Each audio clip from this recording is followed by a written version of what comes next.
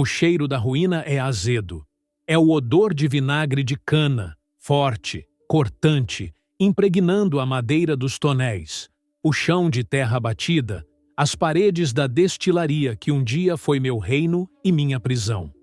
O ar, que antes era perfumado pelo doce da garapa fermentando e pelo calor amadeirado do álcool envelhecendo, agora fede a fracasso.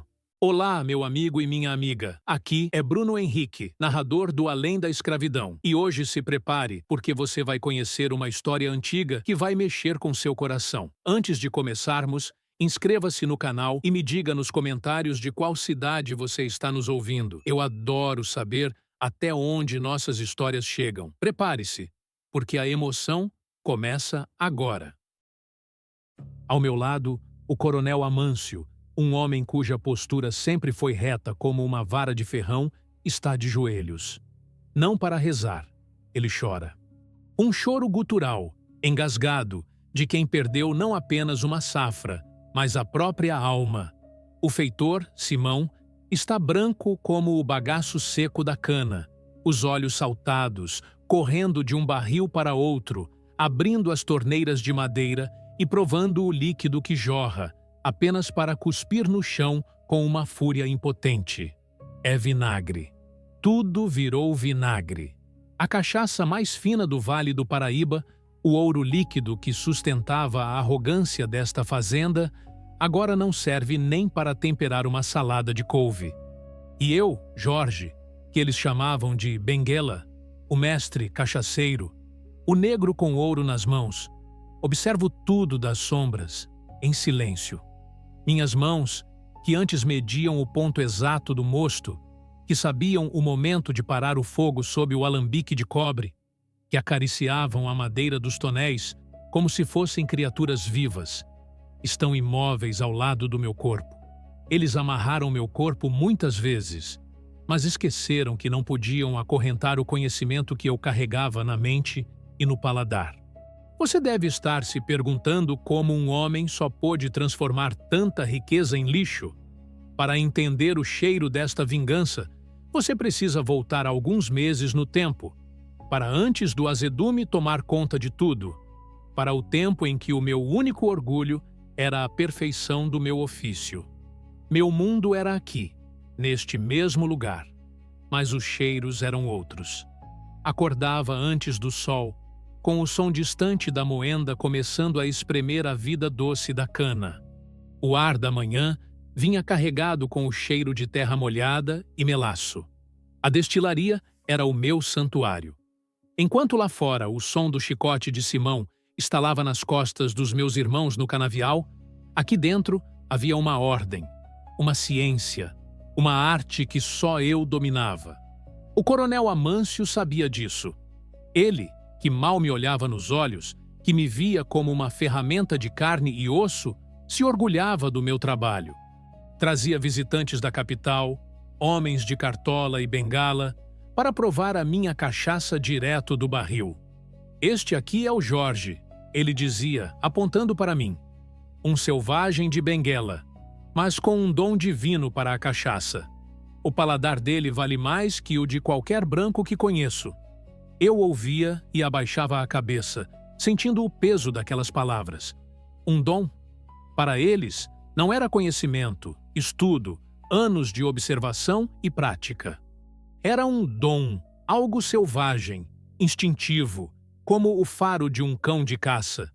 Eles não viam a forma como eu selecionava as leveduras, como controlava a temperatura da fermentação com panos molhados, como separava o coração da cachaça, a parte nobre, descartando a cabeça e a cauda, com uma precisão que beirava a feitiçaria.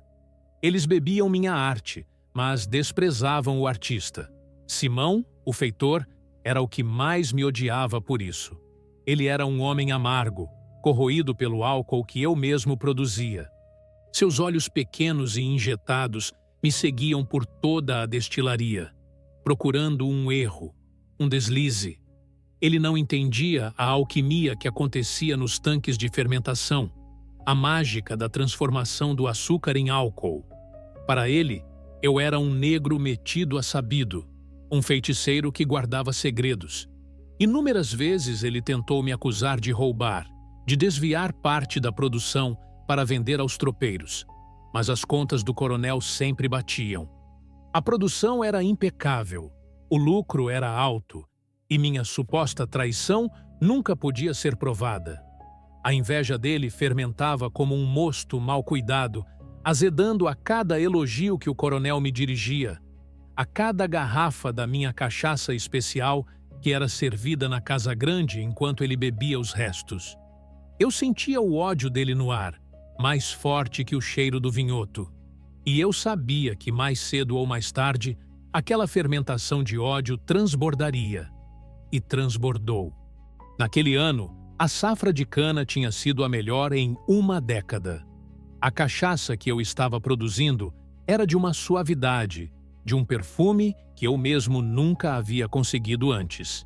Era a minha obra-prima. O coronel estava eufórico, já sonhando com os lucros da venda para os comerciantes da corte no Rio de Janeiro. Era essa a cachaça que estava nos tonéis. A mesma que agora escorre pelo chão, azeda e inútil. A mesma que selou o meu destino e o deles.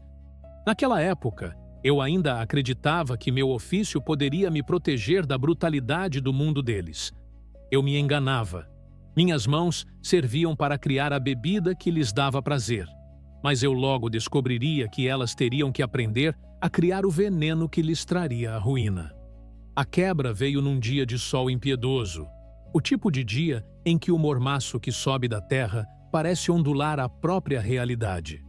Simão me arrastou para fora da penumbra fresca da destilaria com a desculpa mais esfarrapada que sua mente embriagada de inveja pôde conceber. Um dos tonéis de envelhecimento marcava um dedo a menos do que o registro dele. Um dedo, uma evaporação natural, o quinhão dos anjos, como os mestres de adega costumavam dizer em outras terras. Mas, para Simão, era o pretexto perfeito.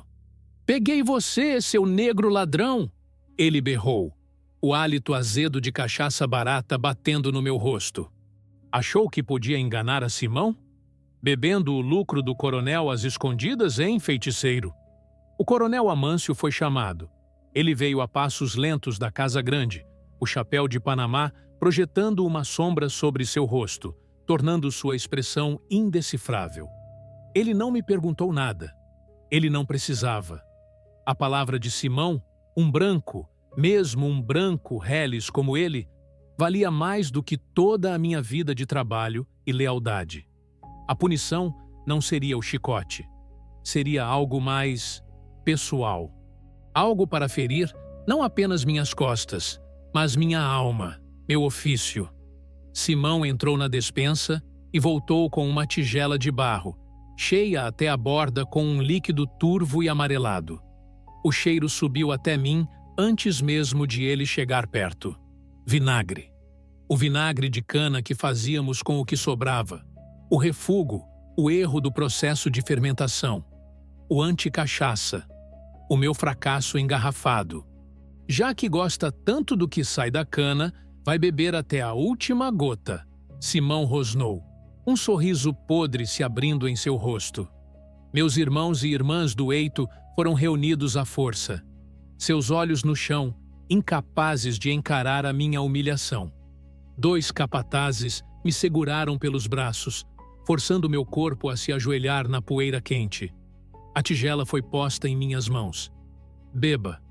A voz do coronel cortou o ar. Era uma ordem.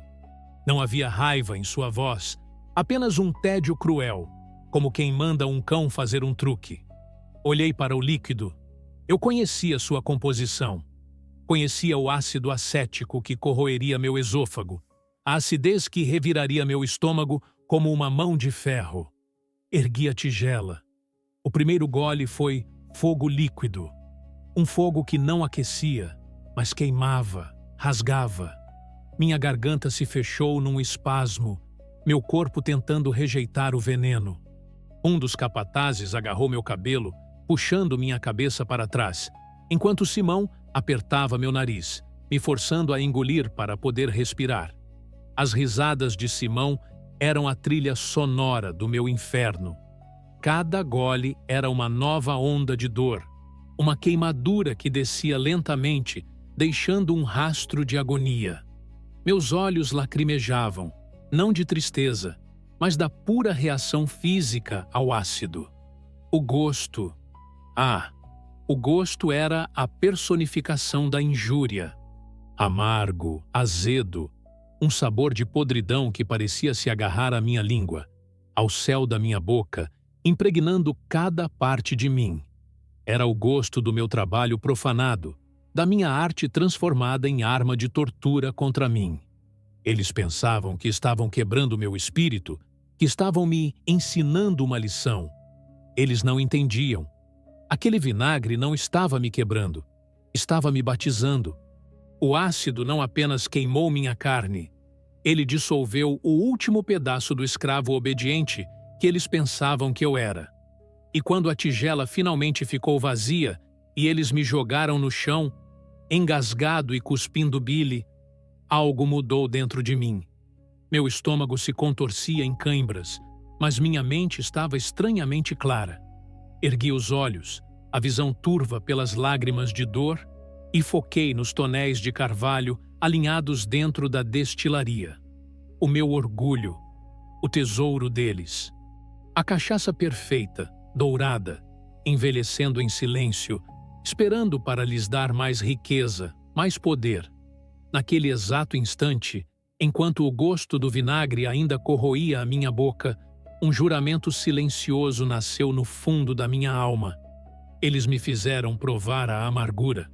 Pois bem, eu faria com que a amargura fosse a única coisa que eles colheriam desta terra. Eu não usaria faca, nem fogo. Eu usaria a minha arte. Eu, Jorge Benguela, o mestre cachaceiro, me tornaria o mestre da ruína. E a vingança seria servida na mesma medida, mas em uma escala que eles jamais poderiam imaginar. A safra inteira sentiria o gosto da minha humilhação. A dor na garganta passou em alguns dias. A queimação no estômago levou semanas para ceder. Mas a humilhação, essa se instalou em mim, não como uma ferida, mas como uma semente. Eles me devolveram à destilaria, esperando que eu voltasse ao meu trabalho como um boi que retorna ao arado depois de uma chicotada. E, para os olhos deles, foi exatamente o que fiz. Minhas costas se curvaram um pouco mais. Meu olhar, antes focado e orgulhoso do meu ofício, agora se fixava no chão de terra batida. Eu me tornei um autômato.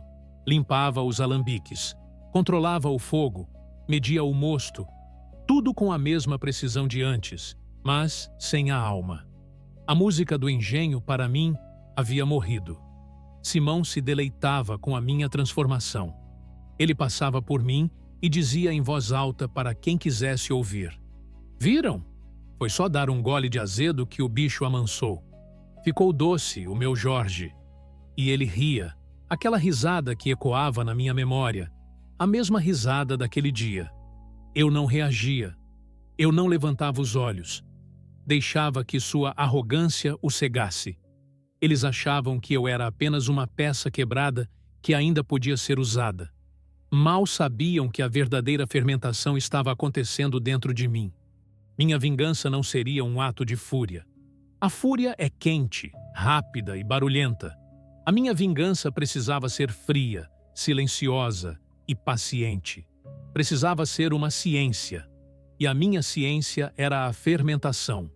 Todas as noites, quando a fazenda mergulhava no silêncio, apenas com o som dos grilos e o ressonar dos meus irmãos na senzala, um novo trabalho começava para mim.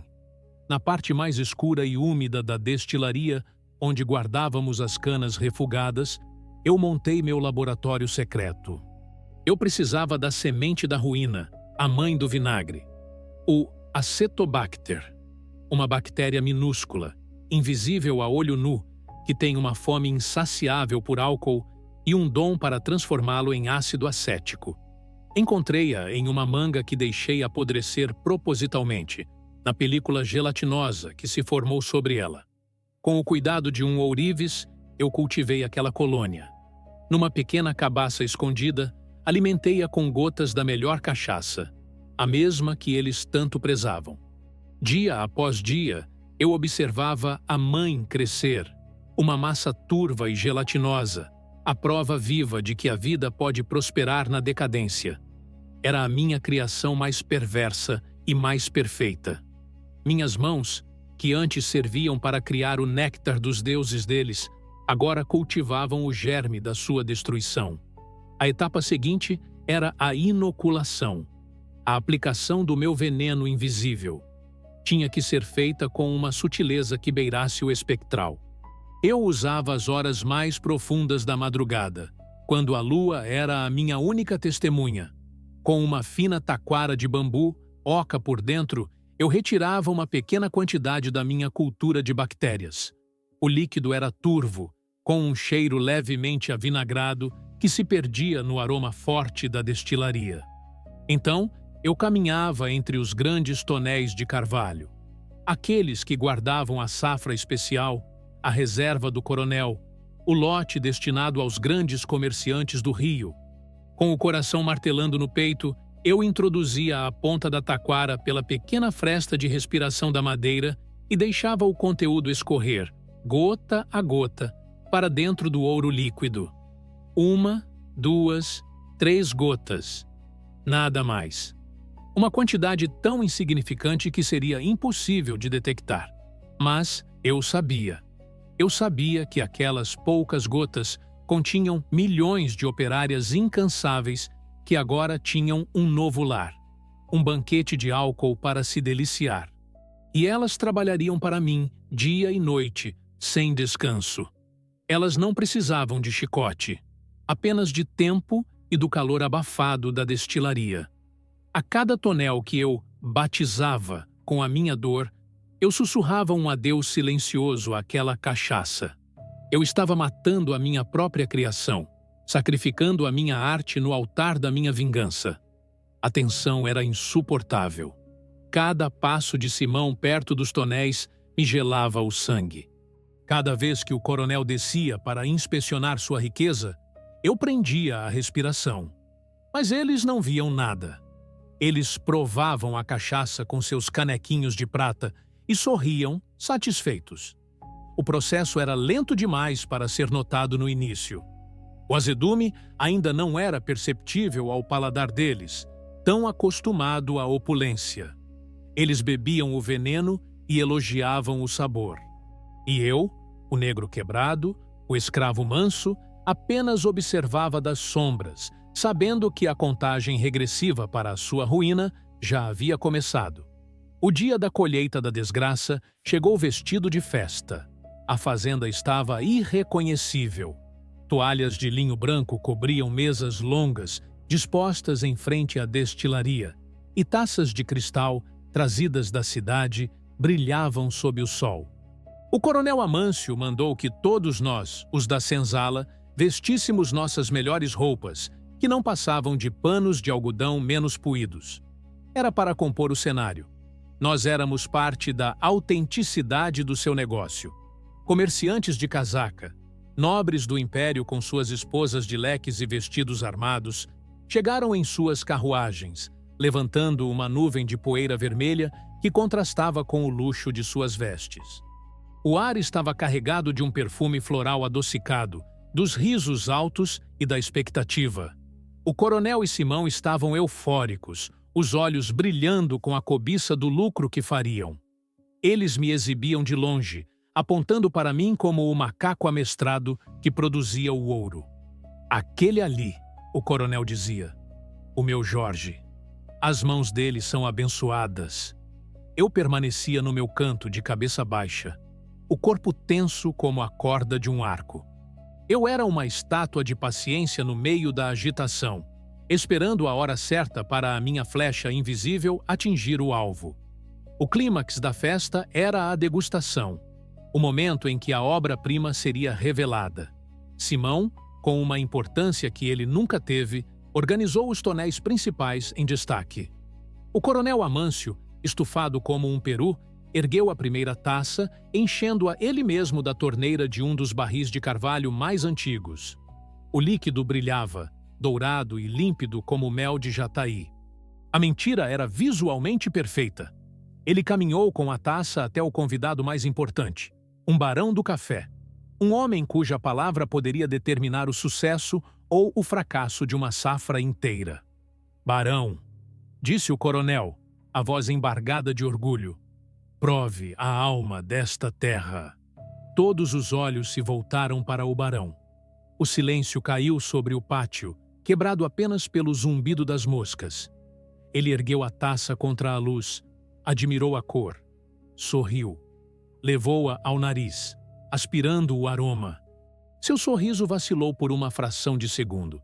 Ele franziu a testa, mas talvez tenha pensado ser apenas uma impressão. Então, ele tomou um gole generoso. O que aconteceu em seguida foi a mais pura música para a minha alma ferida. O rosto do barão se contraiu numa careta de puro nojo. Seus olhos se arregalaram, injetados. Ele se engasgou, a mão no peito, como se tivesse sido apunhalado. E então, ele cuspiu. Não discretamente em um lenço. Foi um jato violento, dourado e espumante, que sujou a toalha de linho e as botas de um comerciante ao lado. A taça de cristal espatifou-se no chão. "Vinagre!" ele urrou, a voz rouca, limpando a boca com as costas da mão. "O senhor me serve vinagre e chama de cachaça? Que insulto é este?" O pânico se instalou como uma praga instantânea. O coronel ficou pálido, a cor sumindo de seu rosto como se um fantasma o tivesse atravessado. "Impossível!" ele gaguejou. "Deve ser um engano. Este barril..." Ele mesmo pegou uma caneca e provou. Seus olhos saltaram. Ele cuspiu no chão, com mais fúria ainda, o rosto se tornando uma máscara de horror e incredulidade. O caos se instalou. Simão, o feitor, corria como uma barata tonta de um tonel para o outro, abrindo as torneiras, enchendo canecas, provando e cuspindo, cada vez mais desesperado. "Este também?" gritava um convidado. "Azedo! Ranço puro!" berrava outro. Era uma sinfonia de nojo e indignação. A safra inteira, o orgulho do coronel, o trabalho de um ano, tudo havia se transformado em um mar de vinagre inútil. Vi o coronel Amâncio envelhecer 10 anos em 10 segundos. Sua postura arrogante desmoronou. Ele caiu de joelhos na frente de todos, as mãos na cabeça, um som gutural de desespero saindo de sua garganta. Sua reputação, seu nome, sua fortuna, tudo se desfazia ali, na frente dos homens mais importantes da província. Os convidados o olhavam com desprezo e zombaria antes de lhe darem as costas e partirem em suas carruagens, deixando para trás apenas o silêncio da ruína. Simão me encontrou com os olhos. Havia pavor e uma centelha de compreensão em seu olhar. Ele sabia. De alguma forma, ele sabia que aquilo era obra minha. Mas como provar? Como se acusa um fantasma? Como se prende uma bactéria por conspiração? Eu me mantive imóvel, a mesma expressão submissa no rosto. Mas por dentro, eu sentia o gosto doce da vingança. O gosto amargo que eles me forçaram a engolir agora estava na boca de todos eles. A queimação que senti na minha garganta agora era o incêndio que consumia a alma do coronel. A minha humilhação, agora fermentada, destilada e envelhecida, era a safra da minha vingança. E ela era, como prometi a mim mesmo, amarga. Terrivelmente amarga. A festa acabou, mas o cheiro de vinagre permaneceu, um fantasma azedo pairando sobre a fazenda por semanas. Foi o cheiro da morte de um império. Eles nunca encontraram uma explicação lógica. Vasculharam a destilaria, interrogaram outros escravos sob a ameaça do chicote, mas ninguém sabia de nada. Simão, enlouquecido, chegou a quebrar um dos tonéis, procurando por um bicho, uma raiz, qualquer sinal de feitiçaria. Encontrou apenas madeira encharcada de álcool podre. Para a mente tacanha deles, a única explicação possível era uma praga, uma maldição divina ou um feitiço poderoso. Nunca lhes ocorreu que a causa da ruína não era sobrenatural, mas sim o resultado da ciência, da paciência e de um ódio destilado à perfeição. Eles não podiam conceber que o conhecimento de um homem negro pudesse ser uma arma mais devastadora que um incêndio. O coronel Amâncio nunca mais foi o mesmo. O homem altivo se transformou numa sombra encurvada, que vagava pela propriedade falando sozinho. Ele perdeu tudo. As dívidas contraídas para a safra e para a festa o engoliram.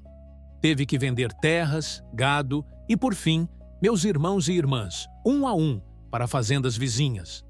Cada carroça que partia levava um pedaço da sua alma, e eu assistia a tudo, em silêncio, do meu posto na destilaria, agora inútil. Simão definhou. O álcool, que antes era seu companheiro de arrogância, tornou-se seu único consolo no desespero. Sem a cachaça boa, ele bebia a pior das garapas, e seu corpo e mente se desintegraram. Seus olhos, antes cheios de malícia, se tornaram turvos e vazios. Ele ainda me olhava com desconfiança, mas o medo havia substituído o ódio. Eu era um mistério que ele não conseguia resolver, um lembrete vivo de sua própria incompetência e da catástrofe que ele ajudou a criar. A minha vingança não terminou no dia da degustação. Ela foi um veneno lento que eu tive o prazer de observar corroendo a casa grande por dentro, dia após dia. A verdadeira tortura não foi a perda do dinheiro, mas a humilhação contínua, o sussurro dos vizinhos, o nome da fazenda se tornando sinônimo de fracasso e má sorte. Eu fiquei até o fim. Fiquei para ver a última porta da senzala ser fechada, para ver o alambique de cobre ser vendido como sucata, para ver a casa grande vazia, com as janelas parecendo olhos mortos. E então, numa noite sem lua, quando o silêncio e o cheiro de mofo eram as únicas coisas que restavam daquele lugar, eu simplesmente fui embora. Não fugi. Apenas caminhei pela estrada principal, como um homem livre, porque, na verdade, não havia mais ninguém ali para me prender. Meu trabalho estava feito. Minha história, a verdadeira história, nunca foi escrita nos livros do homem branco. Para eles, a fazenda do coronel Amâncio foi a falência por má administração. Eles nunca saberiam que a causa foi uma tigela de vinagre e a memória de um homem. Mas a minha história foi contada. Foi sussurrada nas senzalas das outras fazendas, levada pelos que foram vendidos. Tornou-se uma lenda. A lenda de Jorge Benguela, o mestre azedo, o homem que foi forçado a beber a amargura e a devolveu em barris. A história se tornou um aviso para outros senhores. Cuidado com o que você força um homem a engolir, pois ele pode aprender a destilar aquilo e te fazer beber até a última gota. Minha vingança não foi apenas minha. Foi a vingança de todos cujas costas ardiam sob o sol, cujos nomes foram roubados, cuja arte foi chamada de dom selvagem. Eu usei a minha inteligência, a minha profissão, para virar o jogo. E agora, minha voz atravessa os séculos para te alcançar. A história que você acabou de ouvir foi apagada dos registros oficiais, mas ela vive no sangue e na alma de quem resiste. Se você sentiu a justiça deste ato, a força desta vingança silenciosa, deixe seu like para que esta chama não se apague. Para mostrar que estamos do lado da história real, comente a palavra amargo. E se você acredita que outras vozes, como a minha, merecem ser ouvidas, inscreva-se no canal, pois há muitos outros heróis esquecidos, cujas crônicas de resistência esperam para finalmente vir à luz.